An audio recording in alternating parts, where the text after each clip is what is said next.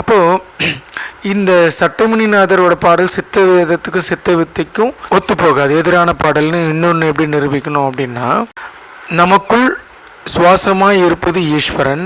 அந்த ஈஸ்வரனை அடக்கி ஆட்கொண்டால் அதனால் ஏற்படும் உபாதைகள் என்ன அப்படின்றத நம்ம போன பதிவில் எல்லாரையும் பார்க்க சொல்லி போட்டிருக்கோம்.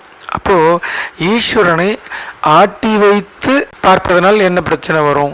அவரை அவர் போக்கில் விட்டு கவனித்தோம்னா அதனால தான் குண்டலினி சக்தி வெளிப்படையும். அதோடு சேர்ந்து நம்ம சாமி பயிற்சியும் பண்ணால் ஈஸ்வர ஸ்தானம் கிடைக்கும். அர்த்தநாரீஸ்வரன் சக்தி, குண்டலினி சக்தி, இதுதான் அர்த்தநாரீஸ்வரி தத்துவம். அதனால் இந்த பதிவில் இருக்கிறது தப்பான கருத்து. அதை சித்தவித்தை அபியாசம் செய்யக்கூடிய ஆத்ம சொந்தங்கள் கவனித்து சத்தியம் என்ன நமக்கு மேற்கொண்டு சித்தவித்தைக்கும் சித்தவித்தைக்கு எதிரான கருத்து தான் நம்ம சொன்னதை தவிர சட்டமுனிநாதர் சொன்னதை நம்ம ஒருபோதும் மறுப்பதற்கு ஒன்றும் இல்லை. அதை சித்தவித்தையோடு இணைச்சி சொன்னது மட்டும் தான் மறுப்பு தெரிவித்தோம். ஆத்ம நமஸ்காரம்.